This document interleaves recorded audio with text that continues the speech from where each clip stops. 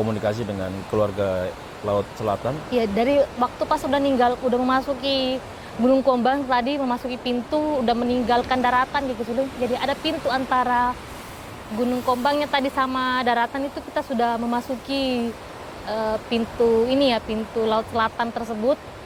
Itu kita sudah berganti dimensi dan kita sudah berganti baju ya Kisulin. Terutama saya pas masuk salam itu saya sudah berganti ini ya, pakaian saya sudah memakai kayak jari warna emasan, selendang saya warna merah, rambut saya panjang, terus saya memakai sebuah mahkota kecil seperti ini di sini dan tidak beralaskan kaki, tidak memakai aksesoris apapun. Dan yang lain teman-teman semuanya memakai ini ya, seperti pakaian jari Jawa di gitu ya? Jawa begitu di sini. Jadi sebagai bentuk penghormatan kita sowan ke sini begitu? Iya, semua jadi berubah semua ininya.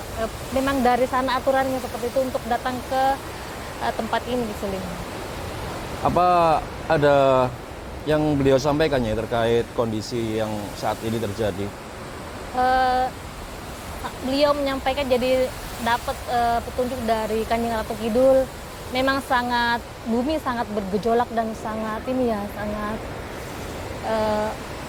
sangat kencang dia punya getarannya ya. Itu sudah ketentuan Allah Subhanahu wa taala dari sana Giseli. Dan di sana pun terjadi yang namanya peperangan atau yang namanya perebutan tahta pada saat ini di Laut Selatan. Selamat Ki. siang. Ya Ki. Saya Ki. merasakan aura yang luar biasa ya. Iya Ki. Kita berada di sini ya. Beda Ya, Ki. sama yang kemarin kita dibayangkan di rumah ya. Iya Ki. Betul-betul satu power kekuatan besar alam masuk, luar biasa. Jadi gini Ki, ada Pembicaraan yang ininya. di Kan tadi sempat Nyai sampaikan ketika silaturahmi dengan keluarga Laut Selatan ini tentang kondisi yang saat ini terjadi. iya. Bahwa memang bumi sudah bergejolak, sudah sangat tua usianya. Sangat tua. Dan di alam sana juga terjadi peperangan perebutan ini kayak perebutan tahta atau lokasi seperti itu Ki. Seperti itu. Seharusnya sih dari silsilah Kanjeng Ratu Kidul yang menempati posisi tersebut, tapi salah satu dari keluarga tidak ada di alam sana sekarang ini pada saat itu Ki. Gitu. Akhirnya muncul gangguan-gangguan alam ini nanti ya. Iya Ki, akhirnya muncul gangguan-gangguan sangat besar, gangguan alam yang akan terjadi Ki. Contohnya Gunung Merapi yang beberapa hari, terus sebelumnya itu ada ini kayak seperti ada yang ini ya, yang ada yang mukul seperti itu. Ada yang dari saya lihat itu ada kayak ada yang raksasa, ada yang nginjak gitu Ki. Gitu. Jadi gangguan alamnya terjadi terus. Karena di sana di alam lain juga alam mereka itu terjadi yang namanya pergejolakan. Di alam mereka terjadi yang namanya perebutan-perebutan seperti itu pada saat Jadi ada gejolak juga di sana. ada ya? gejolak juga di sana. Apakah ada informasinya untuk kita kan bicara tentang sebuah keprihatinan nasional gitu ya. Tentang seperti kondisi seperti ini. Kemudian apakah ada solusi dari yang beliau sampaikan atau seperti apa? Beliau berpesan kepada saya harus bertahan, tetap harus bertahan di bumi, harus menyelesaikan semua tugas-tugas, dan untuk semua manusia makhluk yang ada di bumi banyak berdoa. Intinya kembali kepada keyakinan dan harus tetap banyak berdoa dan berusaha. Petunjuk beliau, dia melihat dari tahun ke tahun, masa ke masa bahwa manusia itu bisa bertahan di bumi. Dan akan ada titik di mana itu ada penghancuran massal.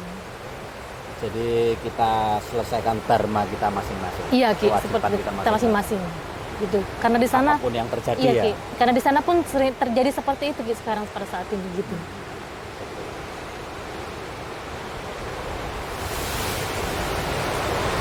Saya merasa kok ketika kita baru masuk di sini tadi itu Iya. ombaknya tidak seperti biasa ya. Iya, agak berbeda. Kiwong Alis sendiri juga menyampaikan gitu. Iya. Gede banget. Iya, tadi saya Ombaknya kok lain gitu ya. tadi saya berbicara sedikit dengan air itu adalah makhluknya Tuhan juga ya Ki ya.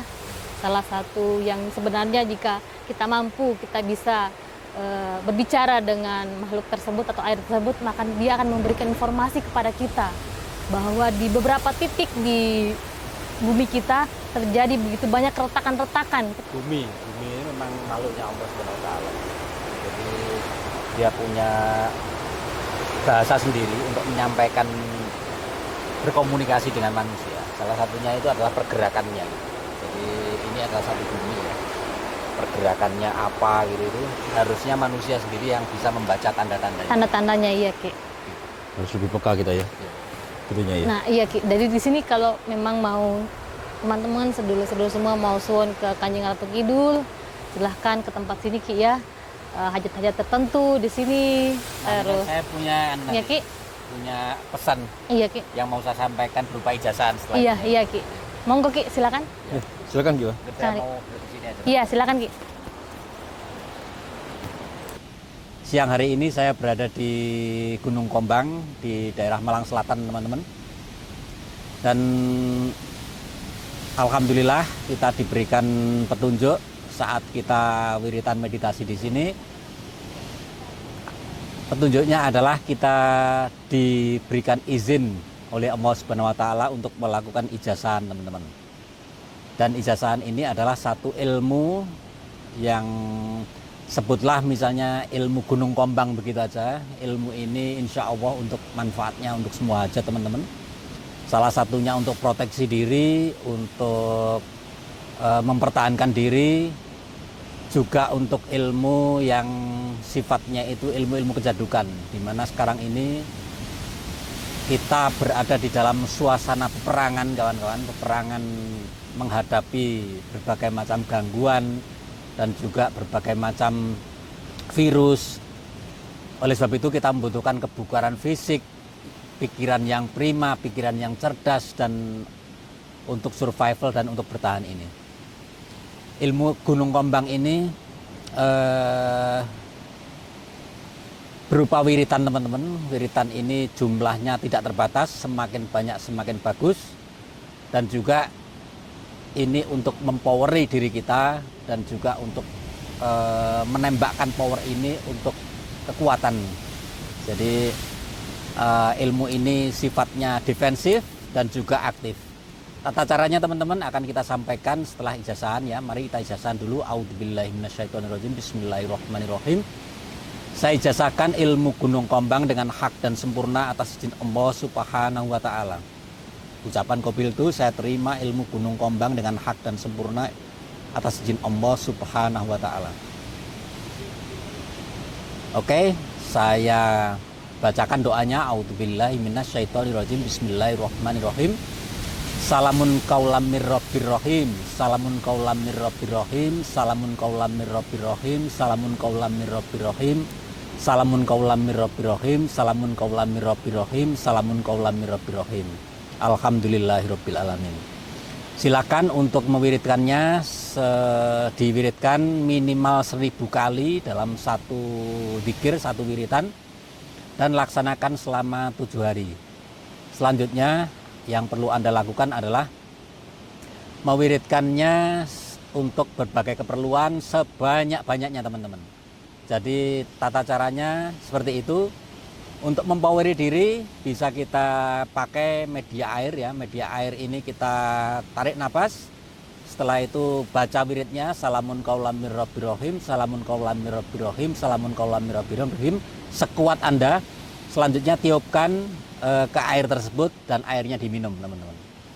Untuk menembakkan power ini ke satu objek adalah caranya, teman-teman. Anda bayangkan di depan Anda ini adalah misalnya satu hal begitu. Anda taruh di depan Anda, setelah itu tarik nafas, tahan. Setelah itu baca salamun kaulam mir rabbir rahim, salamun kaulam mir rabbir rahim, salamun kaulam mir rabbir rahim.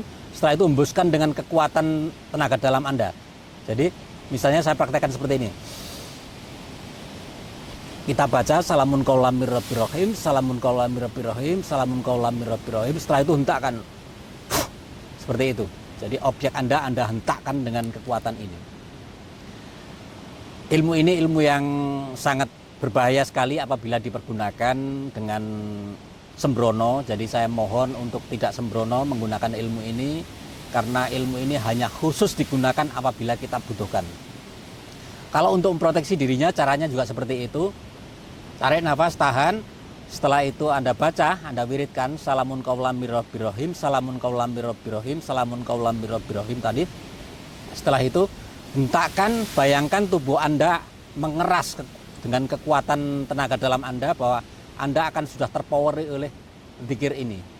Insya Allah dengan proteksi dan juga power yang kuat, kita akan dilindungi oleh Allah Subhanahu wa Ta'ala dari semua gangguan dan juga senjata-senjata apapun rontok di depan kita.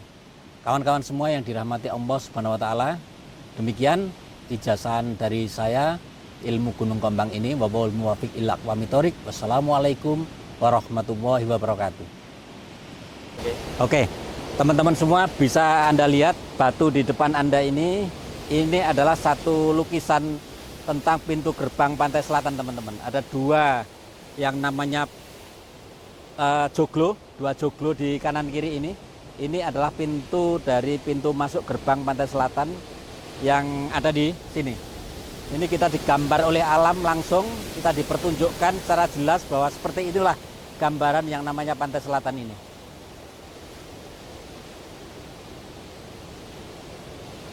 Nah, ini benar.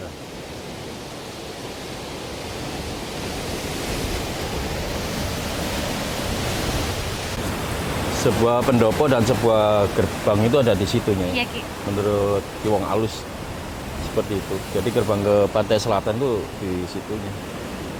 Makanya kan kita tadi bakarnya sini ngayar ke sini gitu. Iya. Jaraknya itu seperti sini. Tapi sebenarnya itu dia di antara dua ini ya, dua dimensi itu di permukaan air sebenarnya. Benar sekali. Kalau orang selalu bilang ini bahwa dia di bawah air, laut selatan itu bukan di bawah air, tapi di atas permukaan air. Dia ngambang antara air sama bumi. Jadi antara begitu ya? Iya, Di antara. Iya. Ya, Nyai, memang alam itu mengajari kita banyak hal. Dia juga, alam juga memberikan kita sinyal, pertanda dengan caranya sendiri. Tergantung kita ya, seperti apa kita menyikapinya ya. Dan bagaimana kita menangkap, kemudian belajar dari situ ya. Iya.